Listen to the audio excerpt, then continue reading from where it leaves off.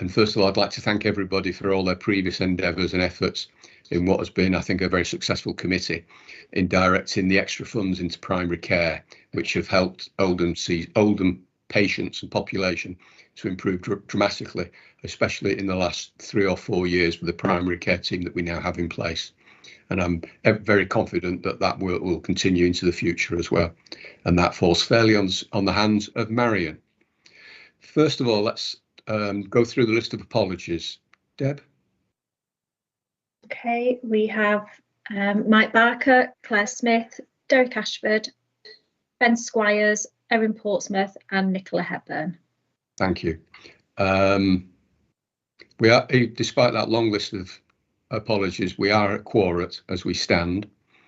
Can I remind everybody to use the raise hands function and to lower it again afterwards, and to remind everybody once again that this is being filmed and will be streamed live as well as on YouTube. Can we just move on to conflicts of interest? Does anybody have any changes, additions, deletions to the current centrally held register of interest? No. Does anybody have any interests or potential conflicts in today's any items on today's agenda? Good. Can we look at the minutes of the last meeting? They're very long and I'm hoping that everybody's read them. Does anybody have any issues or notes arising, corrections? I have a couple actually, Deb. On page 3, when Nicola's talking about one of the practices, it says that they have a remaining community, and I think that should be Romanian. And I don't know if you can help me, Marion, but further down on the same page, there's a comment about a number of comments about the Oak Gables practice, and we were seeking an improvement plan from them. Are you able to update us on that? This was following the CCG quality assurance visit under our visiting programme, and that action plan has now been received from Oak Gables and followed up. So in respect of receipt, I suppose the action could be closed, Chair. We'll be having ongoing conversations with the practice on the elements contained. Thank you very much. So we move to item number 5, which is primary care assurance, paper for information from Marion. Over to you, Marion. Thank you, Chair. So I know the committee will have read the paper, obviously circulated a week ago. There's a lot of information contained within it, but as ever, I'd like to pull out for the committee what I think the key areas are, and happy to take any further questions on any elements of the paper. So if we move, there's been a flurry of CQC inspections and ratings published in Oldham in the last month or so. And so if we move straight to Moorside Medical Practice, they were re-inspected on the 7th of April, previously rated inadequate overall. They've now, I'm really happy to say, moved from inadequate to requires improvement overall, and they've moved from inadequate to good in safe, which is a really big achievement for them there at Moorside. I think it's really good to know that despite the overall rating being RI, the Care Quality Commission have noted for Moorside an area of outstanding practice in relation to their very good and responsive access to services. John, I can see your hand up. Hello. Sorry, apologies. As you can see, I've been here, just haven't been able to log on due to a phone call. So I just wanted to say I'm here, and you'll have done declarations, Chair. Obviously, all my declarations are written down, but I am involved with the provider that delivers Sun Valley, who are in the pending report. Sorry, Marion, for the interruption, and thank you for highlighting that I'd arrived. Thank you. Thank you, John, and Welcome, thank you, because I was going to move on to Sun Valley shortly. Okay to continue, Chair? Of course. Yeah, so with Moorside, I think reflective of the good and safe is that the clinical issues that the inspector had found that had led to previous inadequate in that area have now been fully resolved, and the practice has been taken out of special measures. There are still some management and governance issues to help them on that journey now from RI to good, but the practice are very stable now. They've resolved their staffing issues. We will continue to work closely with them, and I feel confident that when the CQC go back in 12 months' time, it shouldn't be too challenging for them to improve that rating once again. Okay, so next, Littletown Family Practice. They were inspected by the CQC due to a change in partnership, and the report is short and sweet. But I think the backstory around Littletown is really interesting. The change in partnership was due to Dr. Paveen adding Dr. Keynes to the partnership and no longer being a sole contract holder, which obviously brings stability and security, both to them as a business, but more importantly for patients registered at the practice. Every member of the committee will remember the journey that Littletown have been on in respect to their quality improvement. So what I wanted to highlight, that this is now their second comprehensive inspection where they have retained a good rating, good across the board in all of the 5 areas, and a very safe, solid GP practice, providing really high quality care for patients. So congratulations to all at Littletown. Moving next to Sun Valley Medical Practice, again, a practice that members of the committee will be very aware of the history of, and John, your involvement with Hope Citadel noted. In 2019, this GP practice was rated inadequate, and due to that and other issues, the CCG took the very difficult decision to terminate the contract held by MAC Healthcare. Since then, they've been in caretaking arrangements and facing lots of challenges in respect of staffing, in relationships with the local community, in the very difficult situation that they inherited, with some serious staff shortages, you know, not very good governance at all, a lack of systems and processes in place for patients in respect of chronic disease management, in respect of the most basic process in a clinical correspondence. So it's really brilliant to see that the practice is now rated good overall, but has achieved the outstanding rating for well led, and that outstanding rating was in no small part due to the work that the practice have done, engaging with the local community, working with them, understanding their health needs and responding to them. I think the other thing to pull out here is that the practice have a really high elderly population. They have a disproportionate number of patients registered with them compared to other practices in the area, residing in nursing and residential facilities, which is, you know, proves exceptionally challenging for any practice in respect to staffing and coordination.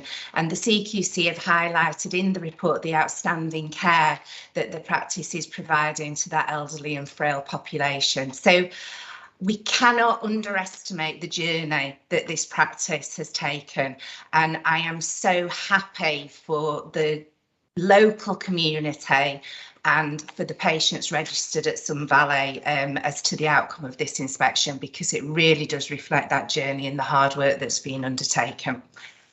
Jarvis, the other practice in that building, who are also in caretaking arrangements, is due an inspection very shortly. In fact, they may be in this week. But, Today. Oh, they're in today, are they, John? Yep. Okay. Which may be why you joined a bit late. So good luck again with the inspection at Jarvis Medical Practice. Really great result. Before I move on to the CCG overall position, I do need to highlight that this has changed slightly, because on the 13th of June, after this paper was circulated, the CQC inspection report for Block Lane has been published. Yes. And that, so it's not in the papers, but I do need to highlight it. That practice has moved from good to RI. So they've retained their good rating in effective and caring, but have moved to RI in respect of safe, responsive and well led. So that does change the CCG overall position. In respect to Block Lane, the report was only published Monday. There are some issues in here that the practice need to address quickly, especially in respect to the safe domain and safeguarding high-risk meds and call and recall. We will be scheduling a primary care improvement forum in the coming weeks and going out to formally meet with the practice and to discuss their action plan with them. Block Lane did, during the pandemic, hit some really quite challenging staffing issues. 2 of the partners left, the practice manager retired, and left Manish as a sole contract holder, which was not a situation that he wanted to be in. So while this report does represent a deterioration in service, I am satisfied that they have already taken the steps to try and rectify this issue. Because Manish has now taken on 3 new partners, he's got new practice managers in place, and they are recruiting. So while there is clearly a lot of work to be done here, and this practice is clearly on a journey, I am satisfied, and the CQC was satisfied when I spoke to our lead inspector about this last week, that they do have plans in place, that they have already addressed their staffing issues, and you know, hopefully in the next 6 to 12 months we will see a very improved position at Block Lane. Okay. Good, thank you for that. So slight change to the overall CCG position, but really importantly, this is a much stronger and much improved position than we've seen in the last 2 years, with only 2 practices now in Oldham rated requires improvement and the rest good and outstanding. So congratulations to all of our practices and the work they've been doing. Marion, just can I interrupt? Majid wants to come in. You're on. Yeah, thanks, Chair. Sorry, Marion, I thought you'd finished, and I was coming. If you've got, there's quite a bit more to go. I was about to move on to the next section, but so please ask away. Okay, brilliant. Okay, so a couple of things. So first, I mean, I'm looking at Sun Valley, and it is beyond recognition. It looked like when we saw the original reports that this is a mountain that is far too big to climb, and we're seeing here a phenomenal sort of turnaround, really outstanding. I think it's really important that we send a huge thanks and well done and congratulations to the team there. I'm sure the chair from the PCC committee will do that, and from myself as chair of governing body. Absolutely phenomenal is the word that I'm going to use, and credit to the leadership and there. I mean, it takes a huge amount of very talented and special leadership to make this type of difference, and we've seen examples of that within this report. Secondly, Littletown, we've sat here, and I know we were at a sort of tipping point that is this another mountain too big to climb, but the CCG made the right decision via this committee to offer support, etc. And here we go, another huge turnaround, which is absolutely brilliant news. And then the only other thing which I just wanted to raise on the matrix was there's a column on page 25. What's it called now? Patient register. I've got patients with health checks. So it's got a sea of red going all the way down all the practices. If you could just give us a comment on that. But overall, absolutely brilliant. And I know Marion, you and your team have been instrumental in this work. The visits are proving really fruitful and stuff. And this isn't no ordinary achievement. So well done to you and the team also. Please pass on those thanks to the team as well. Thanks. John wants to come in at the moment as well. Put your hand down. Thanks, Chair. I just wanted to come in as we end the CQC bit and move on. And it's interesting, isn't it, because we don't really blow our trumpet in outside of Oldham about what's been achieved, and I suspect there's not many people who are aware of the absolute transformation that has happened in the last 4 to 5 years. We're all aware of the CQC ratings and the services that we inherited, and you've all heard me give out positive thanks and praise to many teams in Oldham. I don't think I can take much credit at all for the work in Sun Valley, because you all know how much I'm working on I have been in the pandemic and at the CCG. But it is outstanding what's been achieved there.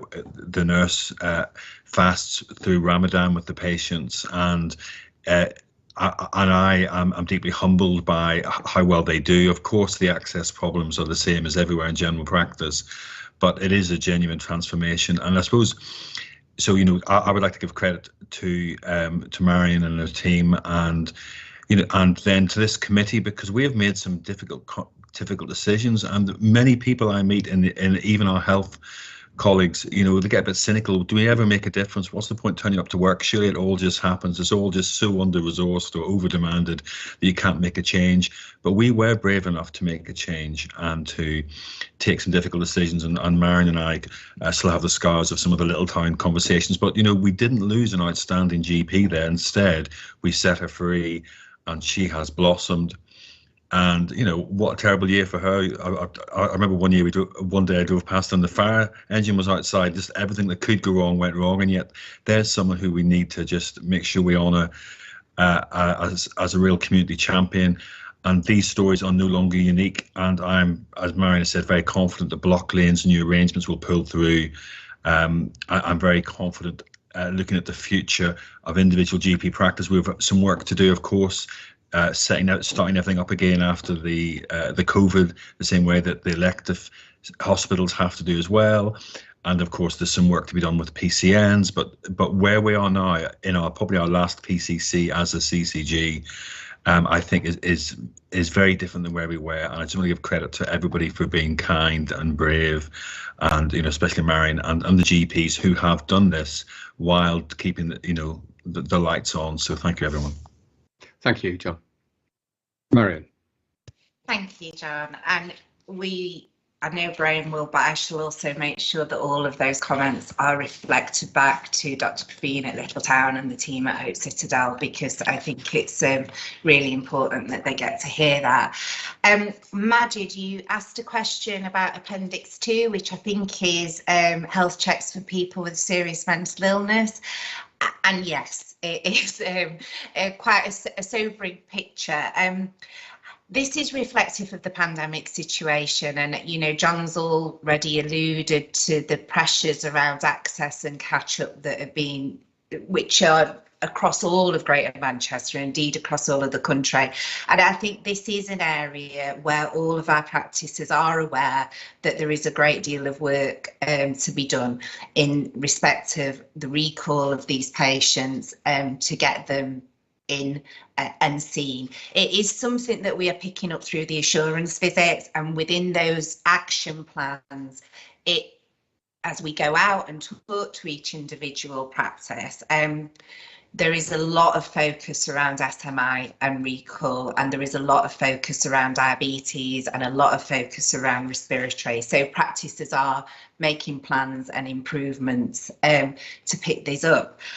Something to highlight, which I think in this area is an area of really good practice, is that in our West Primary Care Network, as part of their population health management scheme, they'd identified, and this is not necessarily serious mental illness, but they'd identified 658 patients with a diagnosis of depression or anxiety who had not presented at all during the COVID pandemic. And they've contacted all of those 658 patients to ask them if they wanted to come in for a review. 54 of those patients have taken up the offer, and they are now being seen by an advanced nurse practitioner or a mental health practitioner. So I hope that offers the committee some assurance that our GP practices out there are taking those figures seriously, and what's more, they are being very proactive in respect of their approach to tackling this backlog of care. Because I think going out, as stretched as general practice is at the moment, I think that example of our practices in West actually going out and proactively case finding in that way, rather than waiting for the patients to present, is a really good example of proactive care and patient engagement to try and resolve these figures. So, you know, we will be keeping a close eye on that, Majid, and, you know, we are setting individual targets for individual practices. Okay. Thank you for that, Marion. Yeah. Yes, sorry. Shall I move on? Majid wants to ask Yeah. some more questions. So just coming on back, it's really good to see West doing what they're doing, and it'd be really good if others could follow suit. And 54 is good. There's a lot still outstanding and stuff, but it's really important that we keep an eye on it, which I know you are doing. But our future meeting, wherever that meeting it is, it'd be good to get another update on it. Yeah, I'll Debs, if we could add that as an action for next time, and we'll include a more detailed look around mental illness and depression. Yeah, will do. Thank you. Okay, to continue, Chair? Yes, please. Okay, so moving on quickly, just to note, in respect of practice closures, these are all decisions that were taken at previous committees. So just to update, St Chad's and Failsworth Group Practice have now closed. The remaining patients have all been allocated safely to neighbouring practices. And Dr. Saraf will retire at the end of June, and therefore the Saraf practice will close. So I'd like to take the opportunity to thank Dr. Saraf. He has been a sole contract holder in Oldham for many years, has always run a very safe, high quality service. He was not able to recruit as his retirement was approaching, so has made the decision to terminate the practice contract and will leave at the end of June. But I think we should mark his long service and his really positive contribution to the local area and to the healthcare in Oldham. Yes.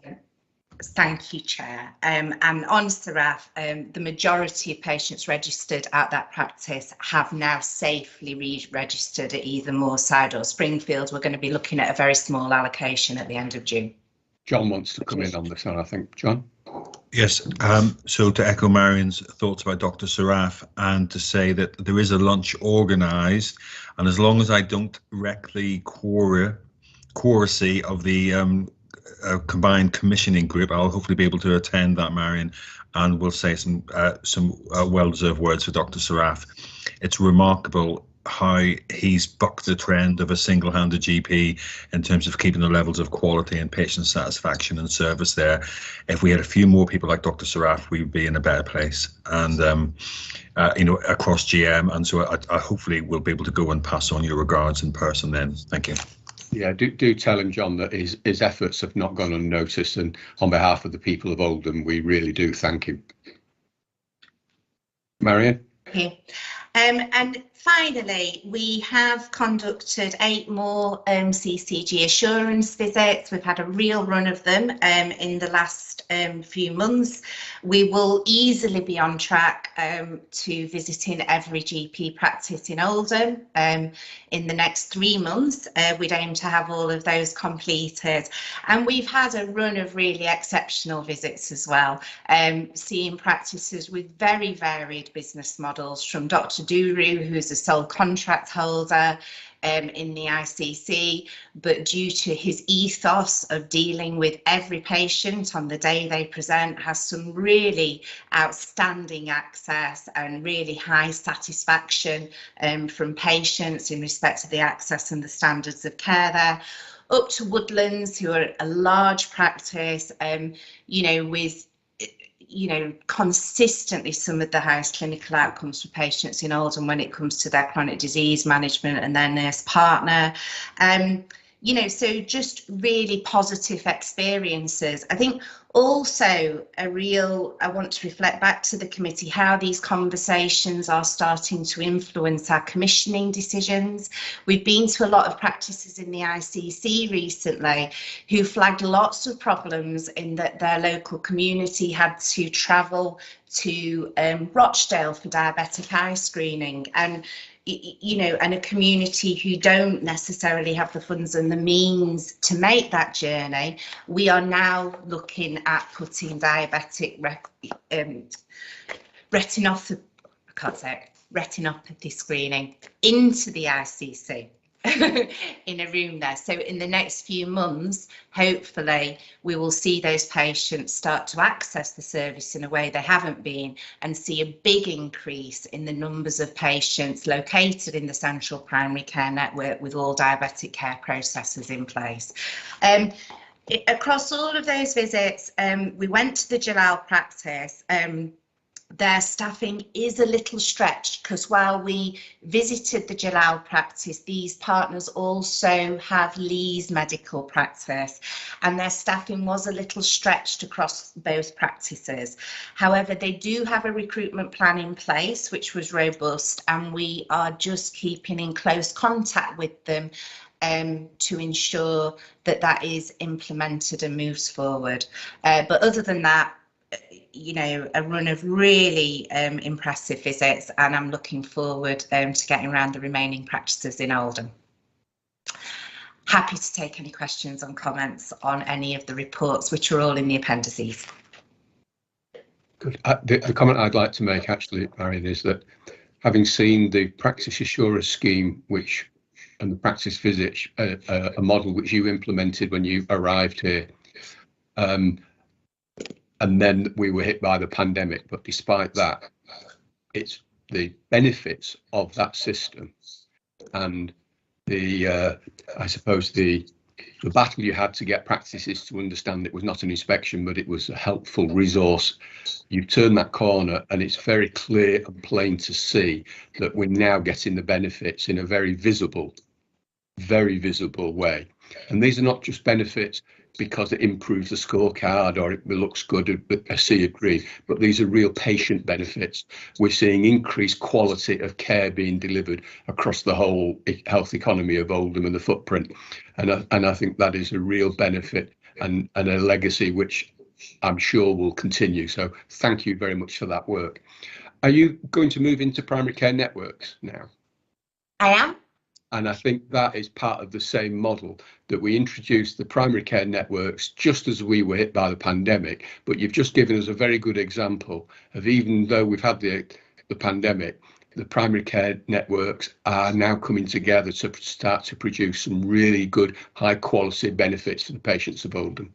So I'll let you deliver your paper, please. Thank you, Chair, and thank you for those kind comments. There's a huge amount of information in the primary care network assurance paper, and I highlight that to reflect the huge amount of work that is going on in general practice and therefore our primary care networks, which is over and above the GP core contract. Again, you know, the detailed reports that we now get in from every primary care network on a monthly basis are included in the appendices for you to read. I've pulled out content of those into the main body of the paper, and if you'll permit me 10 minutes, I'll just pull out some of the key points I'd like to highlight in there. Okay, so firstly, in respect to section 2, extended access, work continues around this model. West have been slightly under hours, but they have now stabilised since this paper was written, and South are having to redistribute due to the closure of St Chad's and Failsworth group practice. That means the remaining 5 practices in South will have to increase their minutes, and Central do meet the overall minutes, but they've got a bit of work to do around redistribution in respect of what's provided at which practice to ensure equitable access for patients. The big change here is that on the 1st of October 2022, the 2 previous funding streams for PCM provided extended access, and 7 days will come together. So our primary care networks now are busy planning that new delivery model, which will go live. It's for approval at the end of July for the ICS, and the new ways of working will go live on the 1st of October.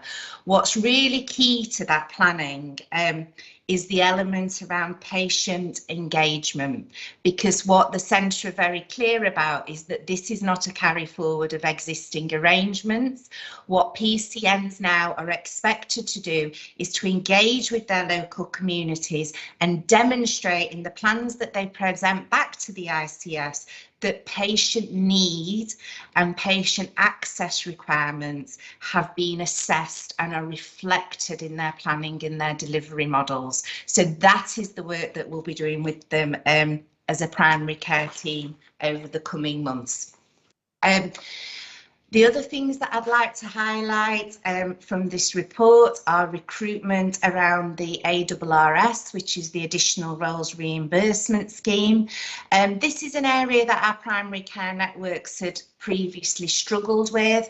However, while this paper shows a snapshot rather than a journey, the numbers of staff in posts are now starting to dramatically increase.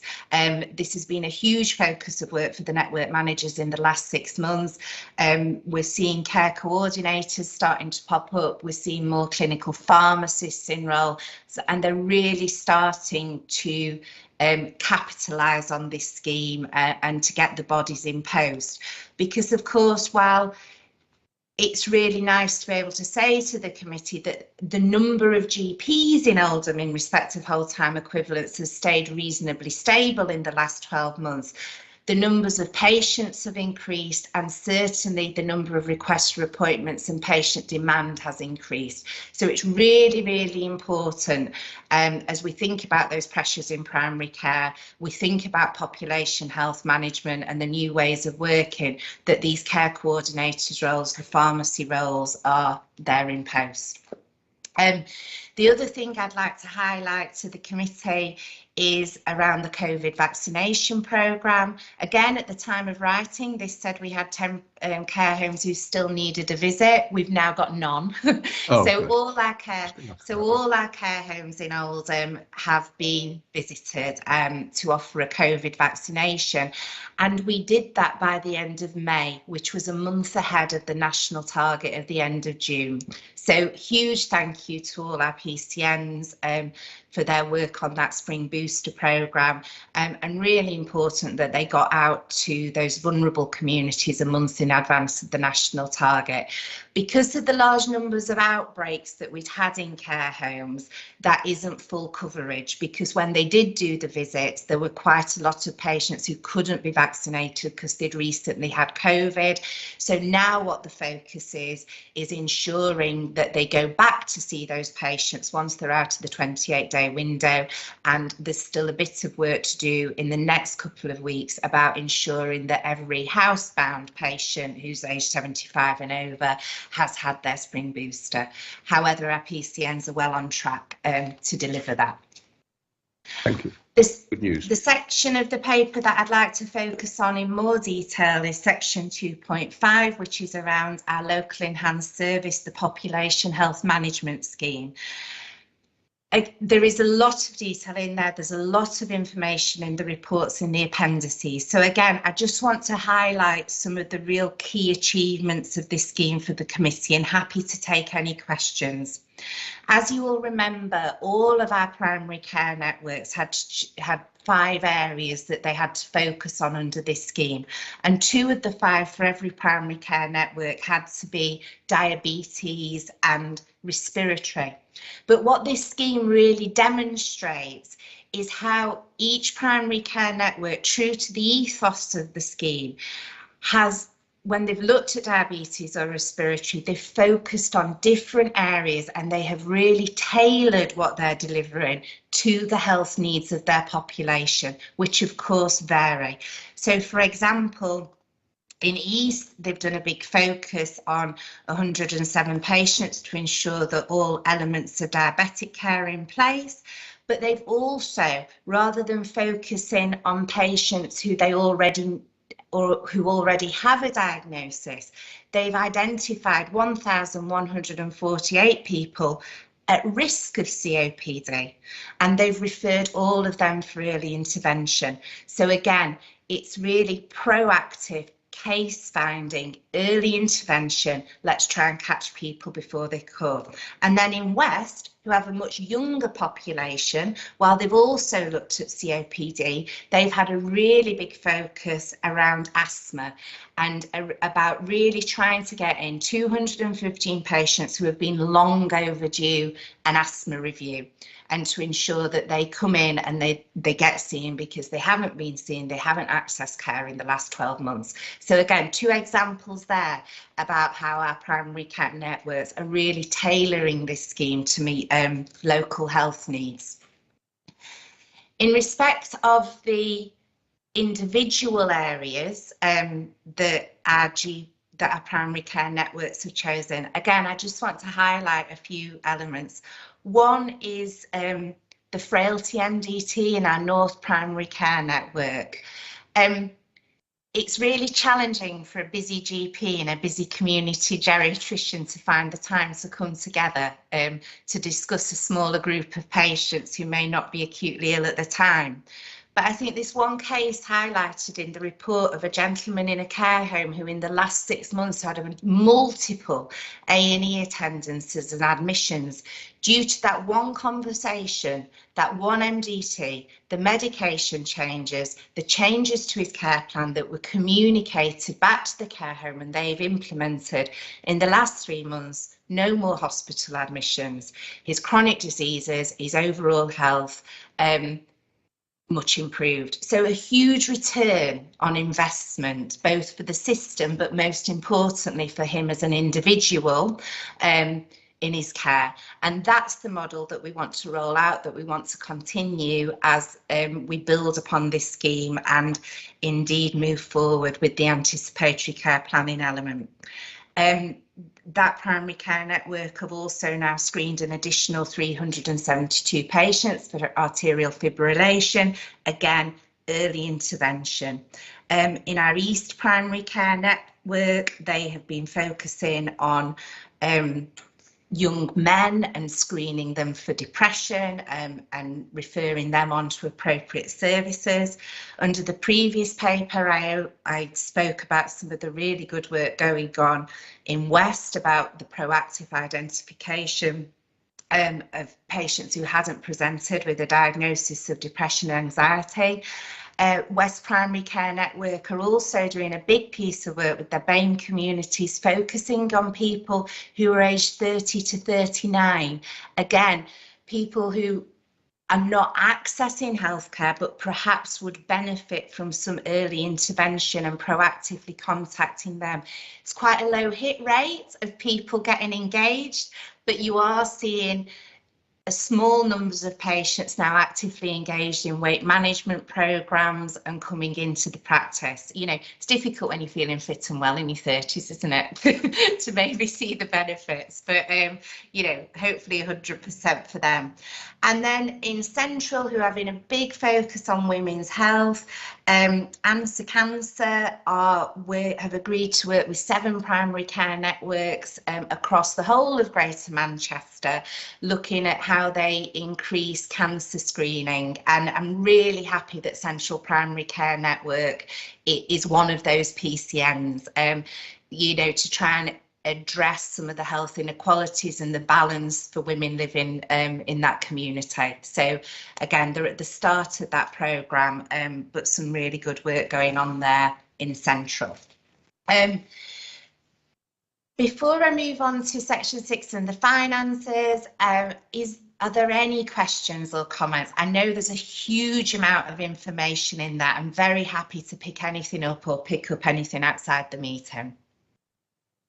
Well, just once again to say that we are seeing the benefits of the PCN formation in proactively and preventative measures being put in place that will benefit people in the future as well. So they'll be less ill. I think it's really, really good work. John? No, thanks, Chair, and thanks again, Marion. And I was at a government meeting, and although we're all sitting tight to see what the new Secretary of State has planned for primary care, which will be imminently announced, one of the things I was quite keen to emphasise is that we are 2 years behind ourselves, and I think we have to remember that and give some grace to them. And so thankfully we had the relationships in place to get us through the pandemic and offer mutual support and then vaccination. But, you know, if we think about the stuff that has been achieved in the last couple of months even, I think we've got a couple of really high potential months these next couple of months. Winter's going to be tricky again, but as the additional rules come online, as the wrinkles get ironed out in the various PCN relationships, and actually as the money starts to flow into frontline medicine and frontline services, then we're going to see some real patient benefit. And that's the thing, is that we can see the progress. I suspect if you're sitting in a geographical place in Oldham, it might only be a handful of people who've seen the new physio or who have been seen a bit earlier. But those are still significant impacts. As Marion's mentioned, the chap who no longer goes to A&E, and some of the pharmacy work is quite encouraging. Some of the mental health work is supremely encouraging. So early days, lots of problems. We are Oldham, but let us, you know, carry on with this. And I think we should be keen to remember where we are, because if there are proposals and changes coming, we shouldn't judge them on today. We should judge them on where we think we'll be in 2 years' time, because we are 2 years behind. Thank you. Some good points there, John. Thank you. Marion. Thank you, John. So the request of the committee today is in respect of approving the end of year balancing payments and the payments continuing for the scheme till the end of 22-23. Thank you, Kate, for calling me just before the meeting to point out that the title of my table is slightly misleading, because the quarters of the scheme do not align with the financial quarters, because I've put table 1, quarter 2, which is a bit misleading. So this is to do with quarters 2 and 3 at the final of the financial year, and the final balancing payment.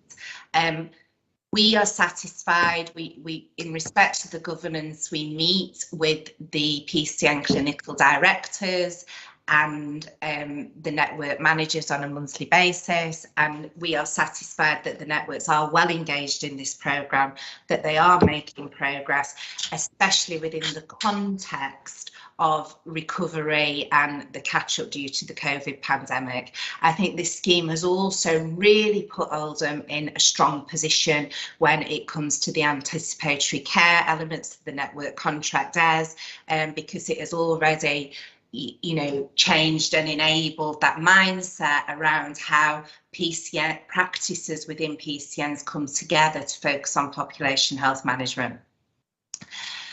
Any questions? Is the committee happy for us to go ahead and make the final balancing payments?